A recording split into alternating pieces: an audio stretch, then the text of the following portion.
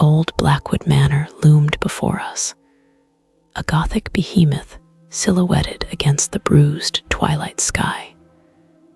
Even from the driveway, a palpable chill clung to the air, a stark contrast to the humid summer evening.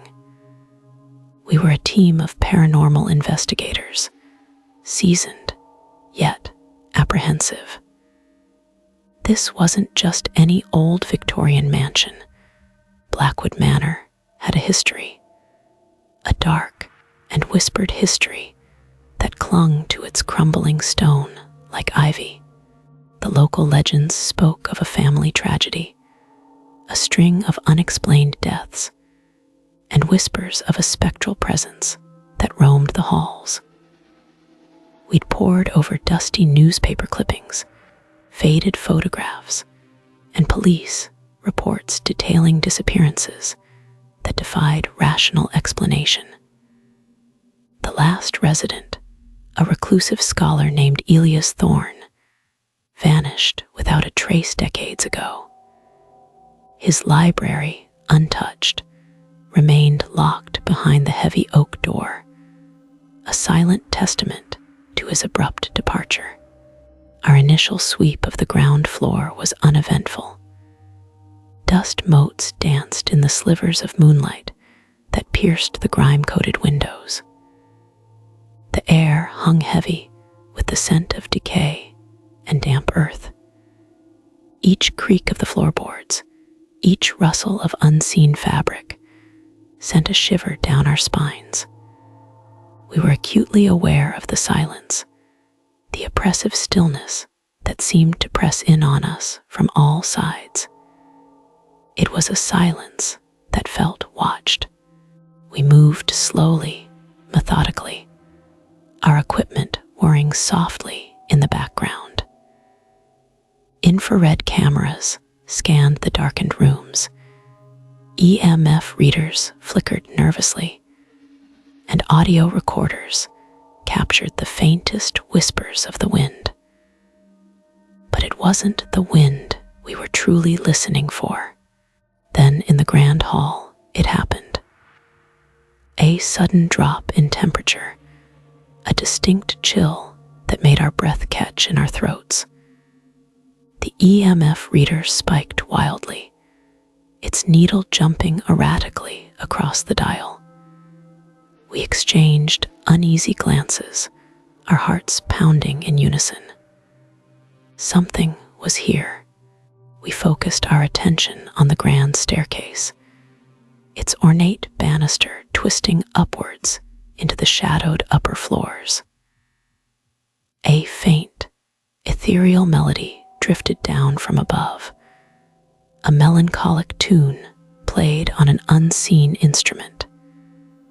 It was beautiful, haunting, and undeniably unsettling. We ascended the stairs, each step echoing ominously in the cavernous space. The air grew colder with every foot we climbed. The melody intensified, drawing us closer to its unknown source.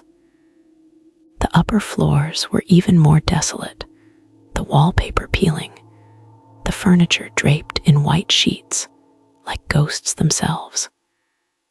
The silence here was different. It was a silence filled with anticipation, with a sense of impending dread. In Elias Thorne's library, the heavy oak door remained stubbornly shut. We tried the handle, expecting it to be locked, but to our surprise, it gave way with a groan. The room was shrouded in darkness, the only light emanating from the faint glow of our equipment.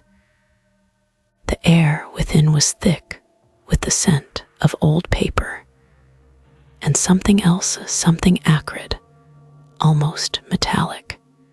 As we stepped inside, a wave of nausea washed over us. The air grew thick and suffocating, a pressure building in our chests. We could hear our own breathing, loud and ragged in the oppressive silence. The The EMF reader went haywire, its needle spinning wildly, emitting a high-pitched whine that grated on our nerves. We switched on our infrared cameras, their thermal imaging painting the room in shades of gray and white. And then we saw it. A faint, almost imperceptible shimmer in the corner, a fleeting distortion in the air, like heat rising from asphalt on a summer day. But this was no heat. This was something else entirely. My heart pounded in my chest, a frantic drum against my ribs. I could feel the others tense beside me, their fear palpable. We moved slowly towards the shimmering anomaly, our cameras focused, our hearts pounding in our ears. The air crackled with an unseen energy, a palpable sense of unease that made our skin crawl. As we drew closer, the shimmering intensified. The air grew colder, the metallic scent stronger. A low growl emanated from the darkness, a sound that sent shivers down our spines. We froze, our eyes wide, our breaths held captive in our lungs. We were not alone.